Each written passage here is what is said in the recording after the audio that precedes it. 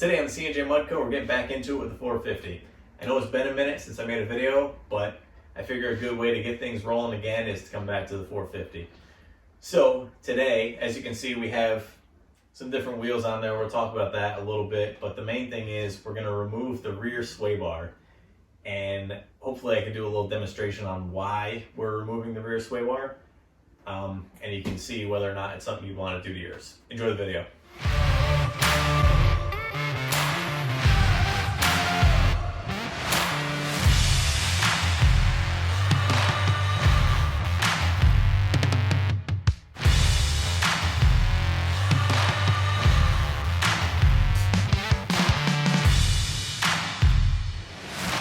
Okay, so I got the 450 jacked up, sitting on two car rims, one on each corner, left front, right rear. You can see it's a little tipsy.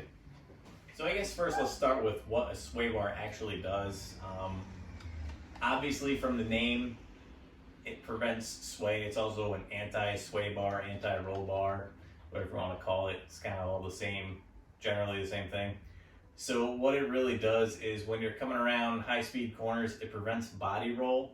So it prevents the physical machine and the rider where you sit, prevents that from rolling, and it makes it's a good thing. It helps the machine to handle better, especially for like fast, high-speed cornering, stuff like that. But in the mud, not so much, because it tends to limit your articulation a little more. That's why a lot of like Jeeps and stuff actually come with sway bar, anti-roll bar disconnects so that you can rock crawl, go through the mud, and do more off-roady things better. So that having been said, obviously with the 450, I'm not doing any high-speed cornering, anything like that. And it's mostly a mud machine, so that's kind of why I'm going to go ahead and remove the sway bar, because not really doing any high-speed cornering. If you have like a bigger machine, or even if you have the same machine but you do a lot of like high-speed maneuvering, you're riding down trails real fast, you're ripping through, you kind of want to be able to, not have that body roll, because it really does make a difference. But if not, if you're sticking with the mud, if you're kind of doing what we're doing here, you're riding through the mud, you're doing all that kind of stuff, you're not really doing any high-speed maneuvering, you want the extra articulation, even if you're rock crawling, mud riding, whatever, then yeah, go ahead and pull that sway bar out of there. All right, so with this hopefully little demonstration, I'm gonna walk around the back, show you what it looks like, and then hopefully do a little before and after. We're actually gonna measure and see if there's any measurable difference with and without the sway bar. Let's see what we got. Okay, so here we are at the front. You can kind of see, so that tire is pretty much on the ground. There's actually really good travel in the front suspension on this thing, so I'm actually pretty impressed with that. So I think like the front is really good. So let's come around back.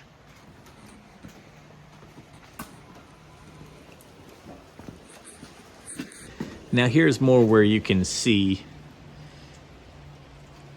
that gap right there where you're not making any contact, and if that side rides up on a rock or something, obviously you can see you got one wheel that's really not doing anything, maybe helping you paddle a little bit through the mud, but for the most part it's really not doing much. We're gonna measure that distance before and after the sway bar removal to see if that changes at all.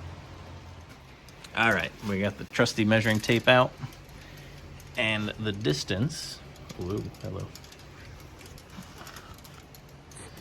And our distance is, where's the 4? There it is. It's about 5 7/8. Yeah, I'd say about 5 7/8 is our distance right there, bottom of the tire. Okay, so now we're gonna go ahead and remove the sway bar, and by doing that, it's pretty easy. Main thing is you got your bolts up top here. This is the sway bar link.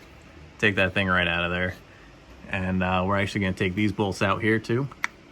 Well, nut and bolt, and just slide that right off. And we'll catch up with you then. When you do this too, you do want to make sure you have your wheels on the ground. You're gonna need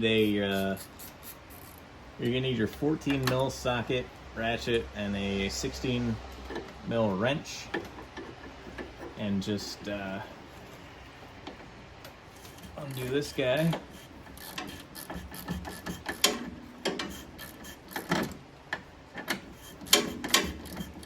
I think.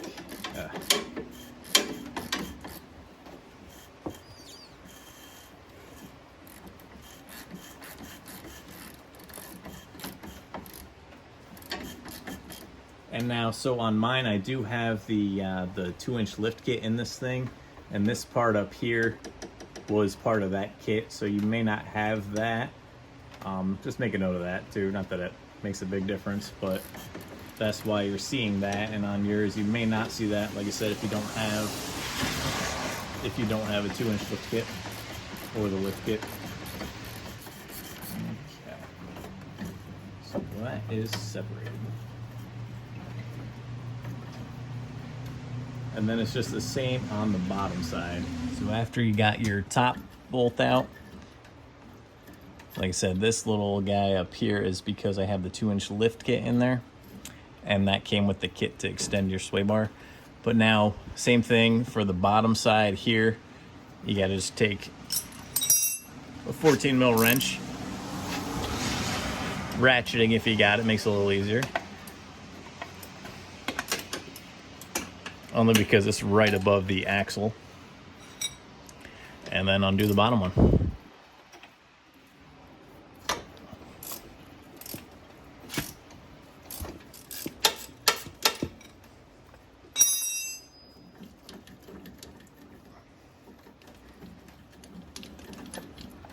Japers, I'm not sure there's enough threads on there.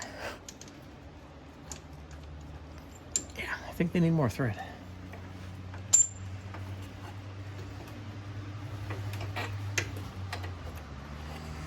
Okay.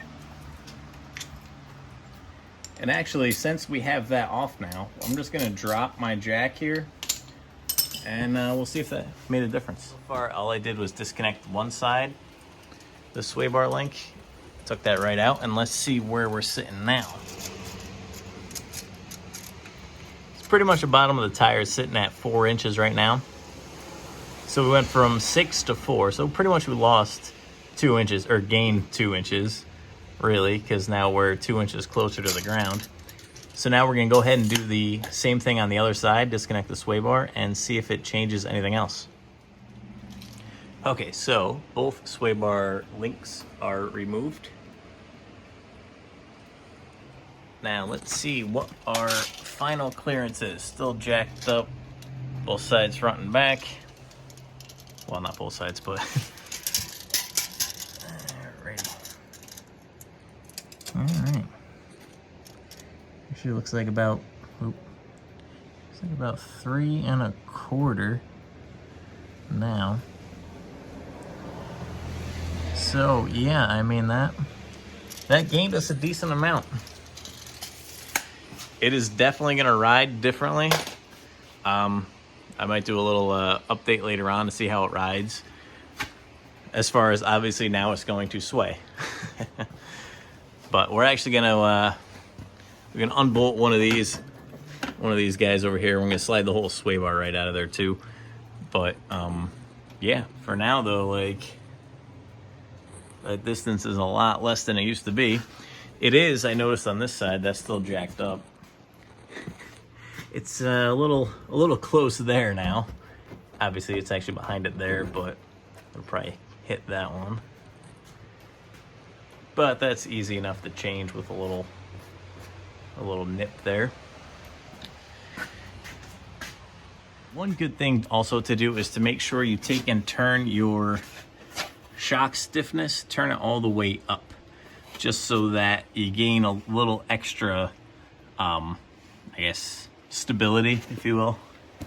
So we got both of those turned all the way up as high as they'll go.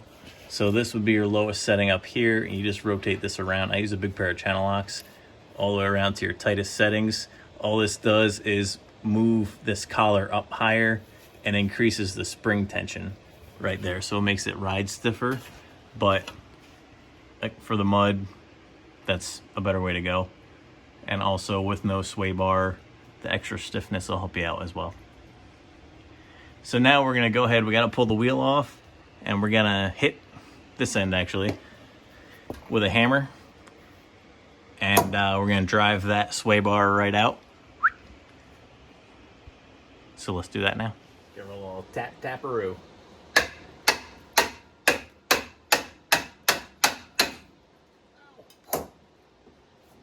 You need a little punch or something to get it the rest of the way, apparently.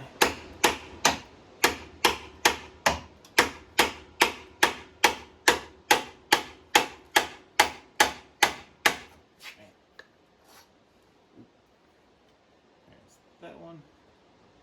And just slide it out the other side.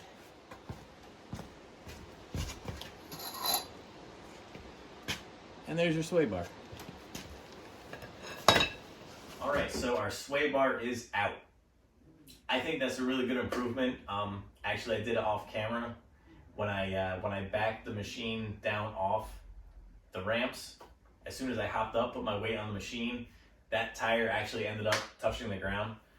So that's pretty cool. I mean, that's a pretty good, going from being stuck up at that like 6 inches, 6 1/4, whatever it was, to actually being like with my weight on there, touching the ground. That's pretty significant difference. I really think it's going to help in the mud even more, because now, you know, you go through a mud pit, both rear tires now could actually do this a little more freely.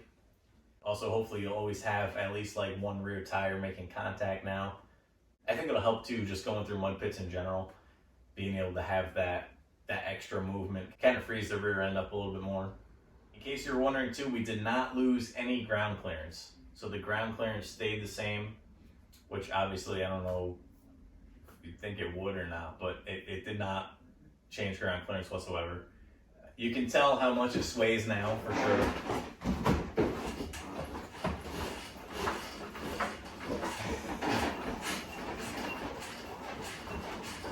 Didn't quite used to sway that much. Obviously, it's a anti-sway bar, so that's what it does.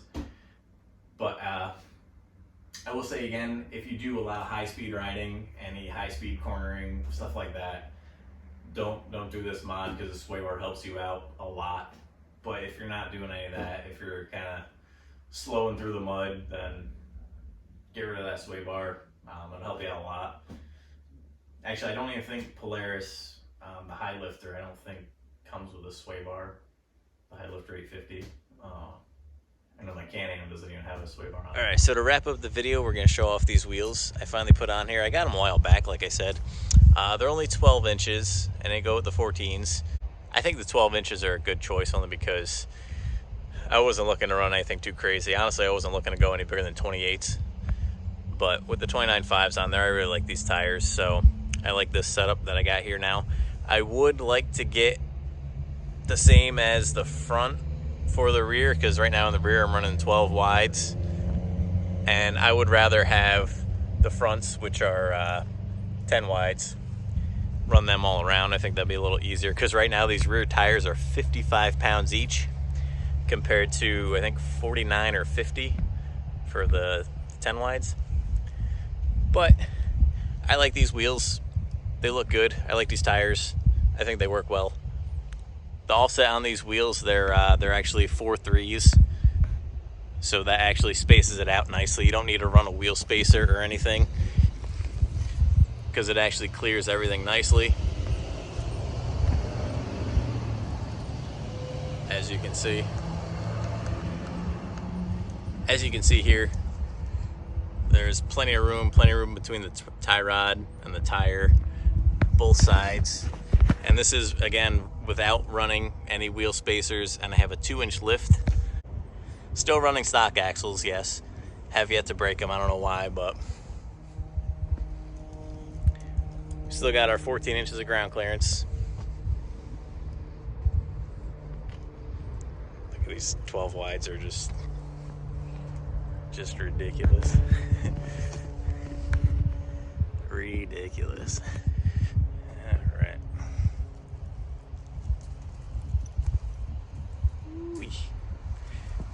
Yeah, I think the machine looks really good with these. This setup, I like it. I like it a lot. I like it a lot. So that's going to wrap up today's video. Thank you guys for watching. Until next time.